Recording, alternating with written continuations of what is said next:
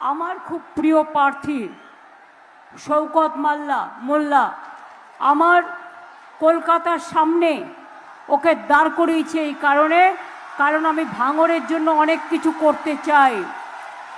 শওকতকে vote দিন, ভাঙড়বাসী যা চাইবেন তাই করে দেবো।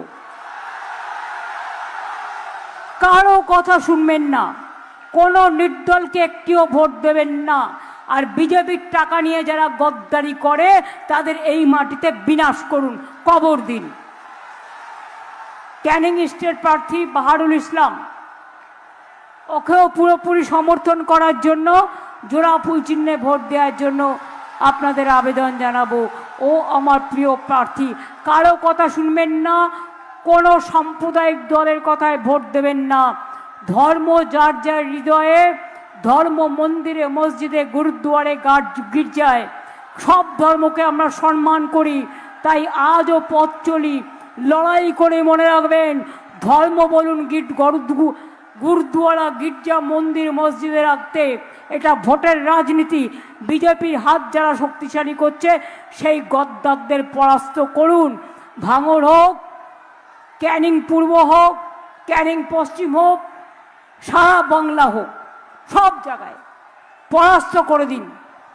করে ক্যানিং থেকে শওকতকে নিয়ে এসছি। শওকতই আমায় বলেছিল 8টা থানা বানাতে, আমি এখানে 8টা থানা বানিয়ে দিয়েছি কলকাতা পুলিশের আন্ডারে।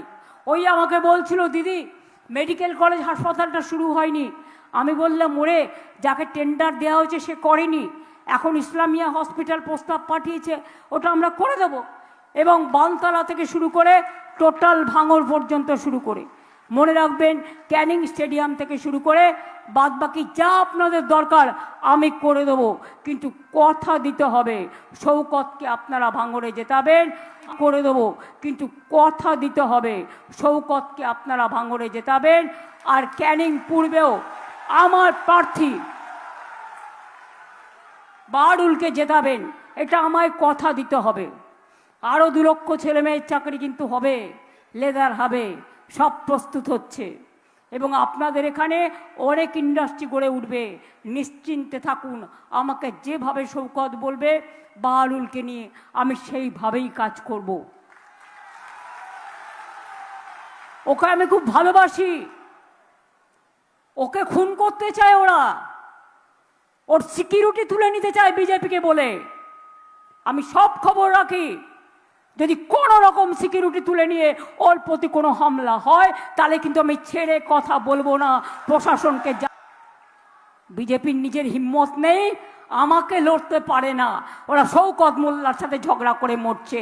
আর ওই নেতাগুলো বহিরাগতদের সাথে হাত মিলিয়েছে, আমাকে লড়বার ক্ষমতা নেই, ওরা শওকতকে লড়াই করছে। আমি যদি বাহাত হই, শওকত আমার ডান হাত, এটা মাথায় রাখবেন।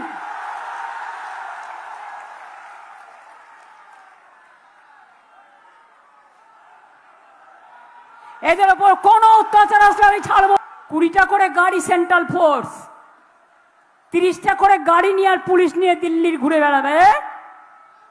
আর শওকতদের সিকিউরিটি কেড়ে নেওয়া হবে, কারণ BJP vanish washing commission order দেবে।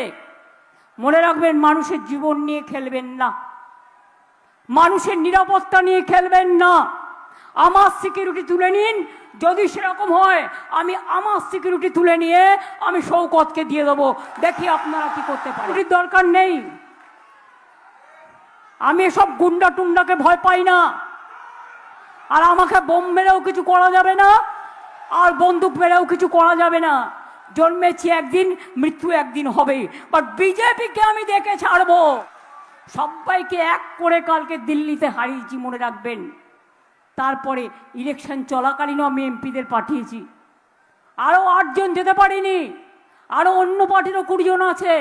সব মেলালে কথা হয় বিজেপির ধাপাস ধপাস, এপাস ওপাস ধপাস।